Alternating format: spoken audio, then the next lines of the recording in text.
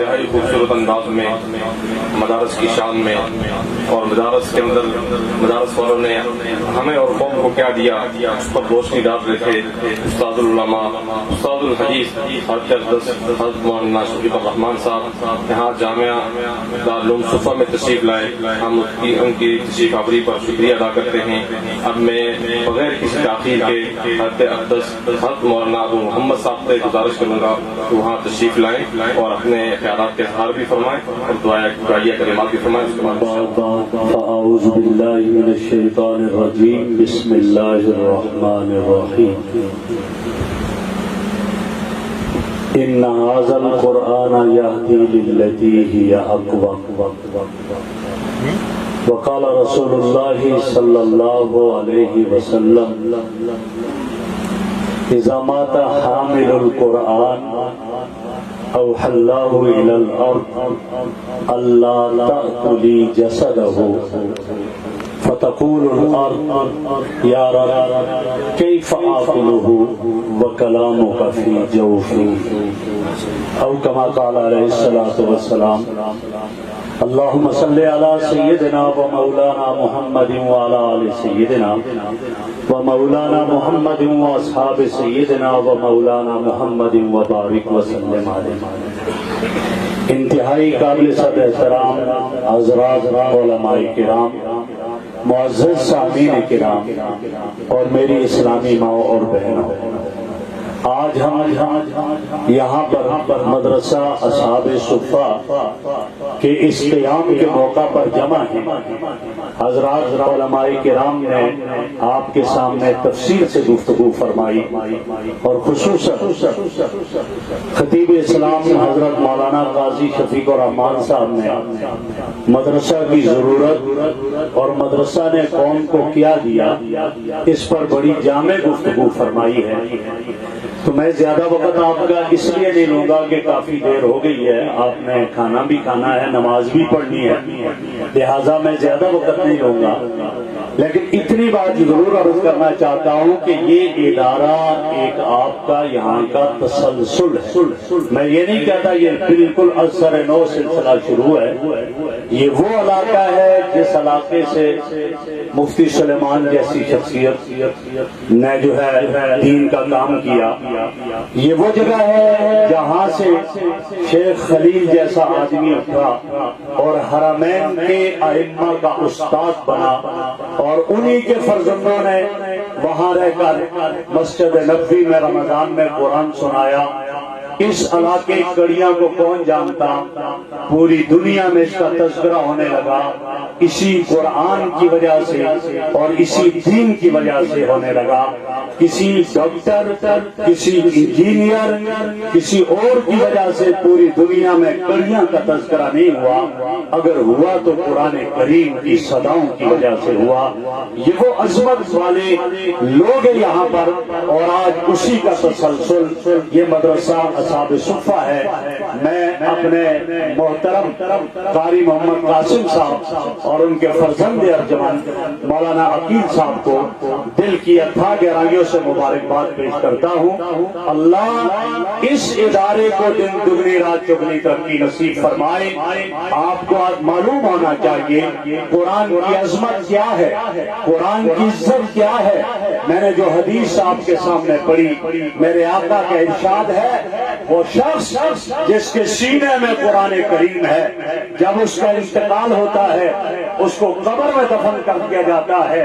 اوحی اللہ الی الارض، اللہ زمین کو حکم دیتے ہیں اللہ تأکلی جسدہ، اس کے جسم کو نہ کھانا، اس کے گوشت کو نہ کھانا، اس کے گوشت کو نقصان نہ پہنچانا.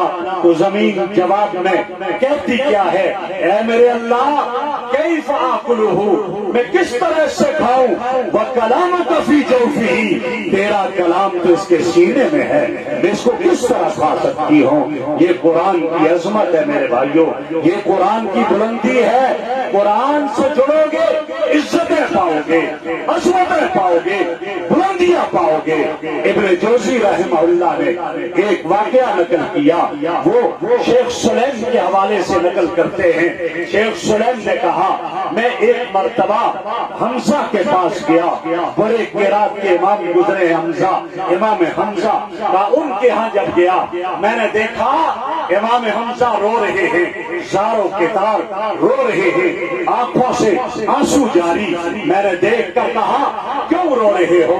کہا مجھے اپنے حالت پر رہنے دو، اپنے حال پر چھوڑ دو، نہ مجھ سے پوچھو۔ کہا نہیں بتاؤ۔ کہا میں سو رہا تھا، میں نے خواب میں دیکھا، کیا دیکھتا ہوں؟ قیامت برپا ہو گئی ہے، ہنگامہ برپا ہے اور ہر طرف عجیب کیفیت ہے۔ میرے کانوں میں آواز پڑی اے حمزہ، اے حمزہ۔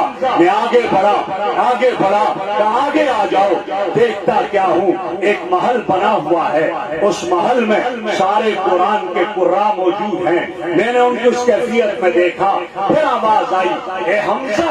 میں نے توجہ دی، کہا اس منبر پہ چڑھ جاؤ اور منبر پر چڑھ کر سورہ انعام کی تلاوت کرو۔ کہتے ہیں میں یاقوت اور زبرجد سے بنا ہوا خوبصورت منبر، اس منبر پہ چڑھ گیا اور میں نے قرآن پڑھنا شروع کیا۔ جب سورہ انعام میں پڑھنے لگا اور پڑھتے پڑھتے جب میں اس جگہ پر پہنچا وہ سے رکا عبادی تھی، جب میں یہاں پہنچا ایک آواز میرے کانوں میں پڑی، آواز بڑی عجیب تھی۔ آواز آئی اے حمزہ، کیا آج تیرا رب اپنے بندوں پہ غالب نہیں آ گیا ہے؟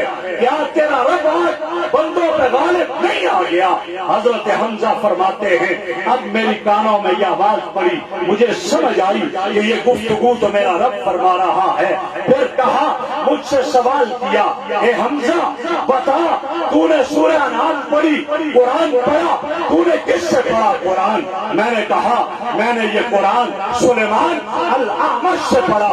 مجھے جواب آیا، جواب میں کہا گیا صدق سلیمان وعلم، سلیمان نے سچ کہا، صحیح پڑھایا، صحیح سکھایا، سچ سکھایا۔ پھر سوال ہوا بتا سلیمان اعمش نے یہ قرآن کس سے پڑھا؟ تو میں نے جواب دیا امام یحییٰ سے پڑھا۔ جواب آیا صدق یحییٰ وعلم، یحییٰ نے سچ کہا، یحییٰ نے صحیح پڑھایا۔ پھر سوال ہو گیا بتا امام یحییٰ نے کس سے یہ قرآن پڑھا؟ میں نے کہا عبد الرحمن سلمی سے پڑھا۔ جواب آیا صدق عبد الرحمن وعلم، عبد الرحمن نے سچ کہا، صحیح سکھایا۔ پھر آگے سوال تھا بتا عبد الرحمن سلمی نے یہ قرآن کس سے پڑھا؟ تو میں نے جواب میں کہا علی المرتضیٰ سے پڑھا۔ جواب آیا صدق علی وعلم، علی نے سچ کہا اور صحیح سکھایا۔ پھر سوال تھا بتا علی نے کس سے پڑھا؟ میں نے جواب میں کہا امام الانبیاء حضرت محمد الرسول اللہ صلی اللہ علیہ وسلم سے پڑھا۔ جواب آیا صدق محمد وعلم، سچ کا اور صحیح سکھایا۔ پھر سوال آیا بتا محمد نے کس سے پڑھا؟ میں نے جواب میں کہا جبرائیل امین سے۔ جواب ملا صدق جبرائیل وعلم، جبرائیل نے سچ کہا، صحیح سکھایا۔ اگلا سوال تھا بتا جبرائیل نے کس سے پڑھا؟ حضرت حمزہ رحمہ اللہ فرماتے ہیں اللہ کی ذات کا جلال اتنا تھا، اتنا روپ تھا کہ میری زبان پہ یہ نہ چل سکا کہ اللہ آپ سے پڑھا ہے جبرائیل نے۔ میں چپ ہو گیا، پھر سوال ہوا، پھر چپ ہو گیا، پھر سوال ہوا، پھر چپ ہوا۔ تو جواب میں آیا کہو قل انتم یا ربی، قل انتم یا ربی، کہہ دیجئے اے میرے رب جبرائیل نے آپ سے پڑھا، جبرائیل نے آپ سے پڑھا، جبرائیل نے آپ سے پڑھا۔ فرماتے ہیں میں نے یہ عرض کی انتم یا ربی، اے میرے رب آپ سے پڑھا۔ جواب آیا اے حمزہ مجھے میرے جلال کی قسم، مجھے میری کبریائی کی قسم، جس سینے میں یہ قرآن ہوگا اس پہ عمل کرے گا اس سینے پہ جہنم کی آگ کو حرام کر دوں گا۔ جن آنکھوں سے اس قرآن کو دیکھ کر اس پہ عمل کرے گا ان آنکھوں پہ جہنم کو حرام کر دوں گا۔ جس زبان سے اس قرآن کو پڑھ کر عمل کرے گا میں اس زبان پہ جہنم کو حرام کر دوں گا۔ یہ قرآن کی عظمت ہے میرے بھائیوں، یہ قرآن کی بلندی ہے۔ یہاں یہی پڑھایا جائے گا۔ قرآنی علوم پڑھائے جائیں گے، احادیث پڑھائی جائیں گی، ان سے جڑو گے، تعلق قائم کرو گے، اللہ عظمتیں عطا فرمائے گے۔ اور میں نہیں کہتا، میرے آقا نے سیدنا حضرت ابو ذر رضی اللہ تعالیٰ عنہ کو ارشاد فرمایا، یا ابا ذر علیک بتلاوت القرآن، ابو ذر قرآن کی تلاوت کو لازم پکڑ لو، فإنہ نور لک فی الارض وذکر لک فی السماء، یہ تیرے لیے زمین پہ نور ہی نور ہے، روشنی ہی روشنی ہے، اور آسمانوں پہ تیرے تذکرے ہی تذکرے۔ جب اس حدیث کی روشنی میں دیکھنے لگا، ایک روایت میرے سامنے آئی، میرے آقا صلی اللہ علیہ وسلم حجرہ مبارک میں تشریف فرما ہے، جسے جنت کا ٹکڑا کہا گیا، امی عائشہ کے حجرہ میں تشریف فرما ہے، دروازہ کھلا ہوا تھا، پردہ ہٹا ہوا تھا، آپ کے ساتھ نوریوں کے سردار جبرائیل امین بیٹھے ہوئے تھے۔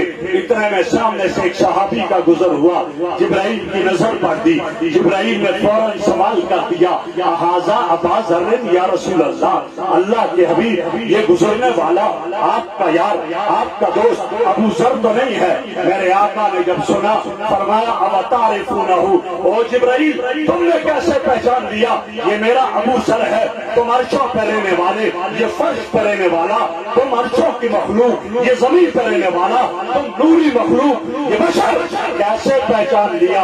میرے بھائیوں جواب کیا تھا؟ جواب یہ تھا کہ آقا مانتا ہوں ابو ذر زمین پہ رہتا ہے، فرش پہ رہتا ہے، بشر ہے، لیکن اس کا اتنا تذکرہ مدینہ کی دھرتی پہ نہیں جتنا عرشوں پہ ہوتا۔ اس کا تذکرہ اتنا ابو بکر عمر عثمان و علی کی زبان پہ نہیں ہوتا جتنا میں جبرائیل میکائیل اسرافیل کی زبان پہ ہوتا ہے۔ میرے آقا نے سوال کیا، بماذا نال ھذہ الفضیلہ، جبرائیل بتا میرے ابو ذر نے یہ مقام کیسے پایا، یہ مرتبہ کیسے پایا؟ تو میرے بھائیوں جواب کیا تھا؟ دو باتیں بتائی، فَبِقَلْبِهِ وَبِقَالِبِهِ، قلب اور قالب کی وجہ سے۔ پوچھا قلب کیا ہے؟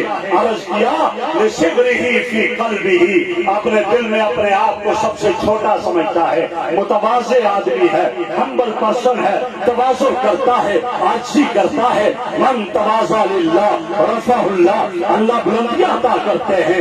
پوچھا قالب کیا ہے؟ عرض کیا وَبِكَثْرَةِ قِرَاتِهِ قُلْ هُوَ اللَّهُ أَحَدٌ، آقا آپ کا گزر چلتا ہے تو قرآن پڑھتا ہے، بیٹھتا ہے تو قرآن پڑھتا ہے، لیٹتا ہے تو قرآن پڑھتا ہے، قرآن کی یاری میں یہ عزت اور عظمت عطا کر دی، رہتا مدینہ میں ہے، تذکرے عرشوں پہ ہوتے ہیں۔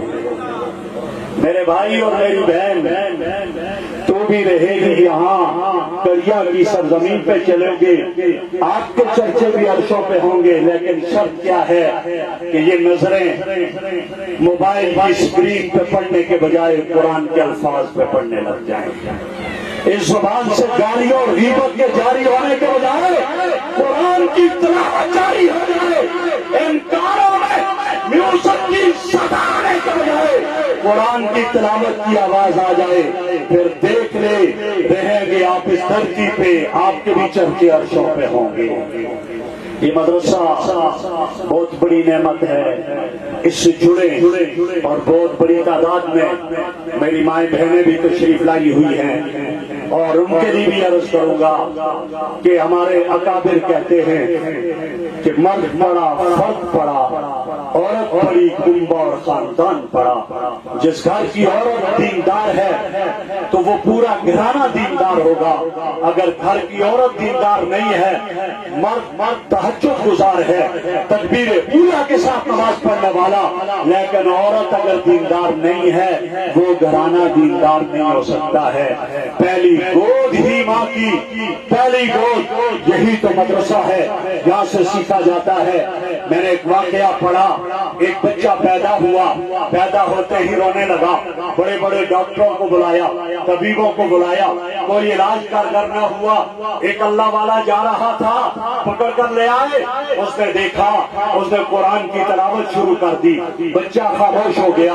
اب جب وہ جانے لگا، کہا پھر رونے لگے کیا کروں؟ کہا جب بھی رونے لگے تم قرآن پڑھنا، یہ خاموش ہو جائے گا۔ تحقیق کی وجہ کیا ہے؟ پتا چلا جب ماں کے شکم میں تھا، ماں جھاڑو دیتی تھی، قرآن پڑھتی تھی، آٹا گوندتی تھی، قرآن پڑھتی تھی، روٹی پکاتی تھی، قرآن پڑھتی تھی۔ اب جب یہ بچہ پیدا ہوا، ماں کو قرآن پڑھنے کی اس پیریڈ میں اجازت نہیں تھی، اس لیے رونے لگا۔ میری بہن، وہی بچہ بڑا ہو کر اپنے دور کا ولی اللہ بنا، جس سے دنیا خواجہ بختیار کاکی کے نام سے یاد کرتی ہے۔ تیری دود بھی ایسی پاکیزہ ہوگی اگر تو بچے کو قرآن پڑھائے گی، بچے کو دودھ پلاتے وقت قرآن کی تلاوت کرے گی، بچے کو سلاتے وقت قرآن آیات سے لوری دے گی، تو یہ بڑا ہو کر اپنے دور کا ولی اللہ بنے گا۔ یہ بچی بڑی ہو کر اپنے دور کی رابعہ بصریہ بنے گی، اور اگر اس کو سلاتے وقت بھی، دودھ پلاتے وقت بھی گانے ہی گاتی رہے گی، یہ بھی بڑی ہو کر پھر کوئی مسرت شاہین بنے گی، یا کوئی اور بڑی گلوکارہ اداکارہ بنے گی۔ یہ بڑا ہو کر کوئی گلوکار اور اداکار بنے گا۔ تیرے گھر کا ماحول، میری ماں اور میری بہن، تیرے اپنے ہاتھ میں ہے۔ اب تو سوچ کہ تو نے اپنے بچے کی پرورش کس طرح کرنی ہے۔ حضرت علی حجویری رحمہ اللہ بنگلہ دیش کے سفر کر گئے، ان کے واقعات میں لکھا ہے، واپس آئے، کئی لاکھ ہندوؤں نے کلمہ پڑھ لیا، مسلمان ہو گئے، کئی لاکھ گناہگار مسلمانوں نے توبہ کی بیعت کر لی، آئے بڑے خوش تھے۔ ماں نے دیکھا، کہا بیٹا بڑے خوش ہو؟ اماں کیوں نہ خوش ہوں؟ آج آپ کے بیٹے کے ہاتھ پر لاکھوں ہندوؤں نے کلمہ پڑھ لیا، لاکھوں گناہگار مسلمانوں نے توبہ کی بیعت کر لی، تو کیوں نہ خوش ہو؟ غور کرنا ماں کا جواب کیا تھا۔ ماں تو یہ ماں ہوا کرتی ہے، ماں کا جواب یہ تھا، ماں نے کہا بیٹا یہ تیرا کمال نہیں، یہ میرا کمال ہے۔ اماں آپ کا کمال کیسے؟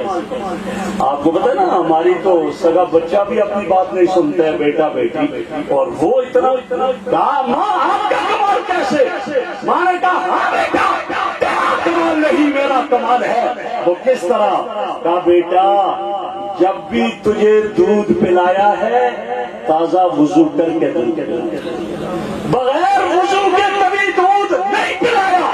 یہ اس پاکیزہ گود کا نتیجہ ہے کہ لاکھوں لوگ تیرے ہاتھ پہ کلمہ پڑھ کر مسلمان ہوتے ہیں، لاکھوں گناہگار توبہ کی بیعت کرتے ہیں۔ اب تو وہ دودھ بھی ختم ہو گیا، اب تو فیڈر کا زمانہ آ گیا۔ اگر فیڈر پلاتے وقت بھی بسم اللہ پڑھ کر پلا دے، اس میں بھی اگر اسی طرح جو ہے اس کے لیے کچھ قرآن پڑھ کر پلا دے تو شاید اس کا بھی اثر ہو جائے گا۔ لیکن آج میری بہن بچے کو دودھ پلاتی ہے، ٹی وی پر ڈرامہ دیکھتے دیکھتے، بچے کو کھانا کھلاتی ہے، فلم دیکھتے دیکھتے، بچہ سو نہیں رہا ہے، موبائل اس کے ہاتھ میں دے کر گیم اس کو کھلاتے کھلاتے سلانے کی کوشش کرتی ہے، اس کو کبھی کیا کارٹون دکھاتے ہوئے سلاتی ہے۔ اب جب اس کے دل و دماغ میں وہ کارٹون گھومتے رہیں گے، آپ بتائیں پھر اس بچے نے بڑے ہو کر کیا کرنا ہے۔ اس لیے مدرسہ ضرورت ہے، میرے اور آپ کی ضرورت ہے۔ جب یہاں پڑھیں گے یہ سمجھ آئے گا، اور یہی بچہ جب یہاں پڑھے گا پھر اس نے کیا کہنا ہے اپنی ماں کو، پھر یہ اس کے دماغ میں یہ آئے گا، الجنت تحت اقدام الامہات، جنت تیرے ماں کے قدموں کے نیچے۔ میں کئی جگہ یہ واقعہ عرض کر رہا ہوں، میں ختم کر رہا ہوں، ذرا توجہ آپ کی چاہیے۔ یہ واقعہ بہت دفعہ امریکہ میں ایک نوجوان ایک گھر میں رہتا تھا، بوڑھی ماں بھی گھر میں رہتی تھی۔ یہاں تو ہم ایک دوسرے کو ملتے ہیں بڑے خوشی سے، وہاں کوئی کسی سے نہیں ملتا ہے، وہاں کسی کے پاس نہیں جاتا، کوئی نہیں جاتا، پڑے رہتے ہیں اسی طرح، یہاں تک کہ ماں باپ بوڑھے ہوں تو اولڈ ہوم میں پھینک دیا جاتا ہے، پھر سال میں ایک دفعہ جاتے ہیں اور کینڈیاں دے کر واپس آ جاتے ہیں۔ وہاں یہ ہے، اس ماں نے بچے کو کہا میرے کمرے میں صرف 5 منٹ کے لیے آ جایا کرو تو میں دیکھ کر میں اپنے آپ کو خوش کر لیا کروں۔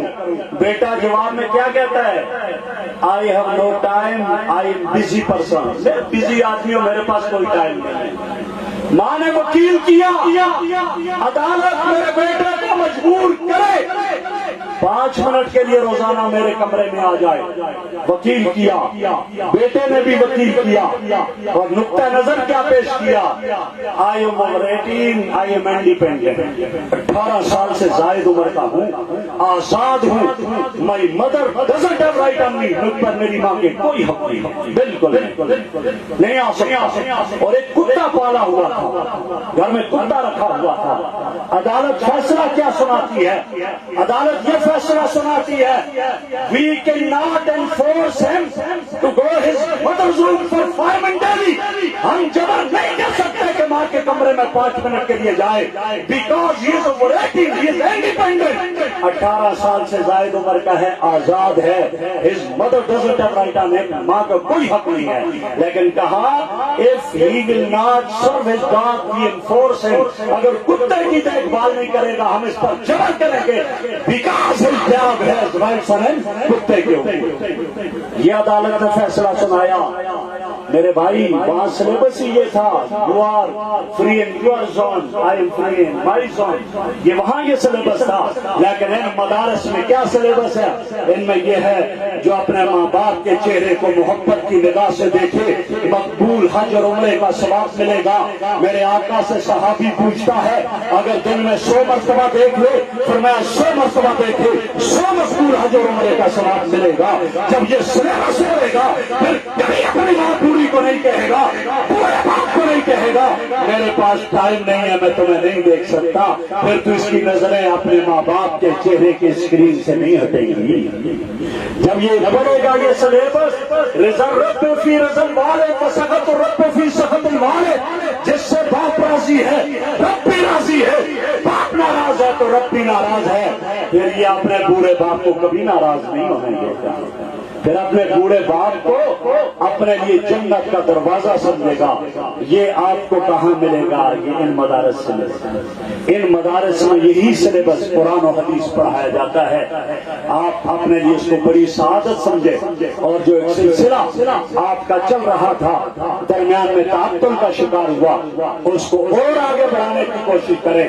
اور انشاءاللہ مجھے یقین ہے کہ مولانا عقیل صاحب کی اخلاص اور محنت سے, قاری قاسم صاحب کی سرپرستی سے, اور جیسے مفتی یاسر صاحب نے کہا کہ ہم ہر طرح انشاءاللہ یہاں ساتھ دیں گے, ہم بھی اپنی طرف سے جیسا ممکن ہوا انشاءاللہ کریں گے. تو مجھے یقین ہے وہ وقت پھر آئے گا یہاں ہی کڑیاں کا کوئی اور بھی مفتی سلیمان اٹھے گا, کوئی اور بھی شیخ خلیل اٹھے گا, اور پوری دنیا میں اس علاقے کا نام بھی روشن ہوگا. میں آخر میں پھر مولانا عقیل صاحب کو, قاری قاسم صاحب اور تمام احباب کو دل کی اتھا گہرائیوں سے مبارکباد پیش کرتا ہوں, جنہوں نے اپنی جگہ کو ادارے کے لیے وقف کیا اور یہاں ایک ادارے کا آغاز کیا.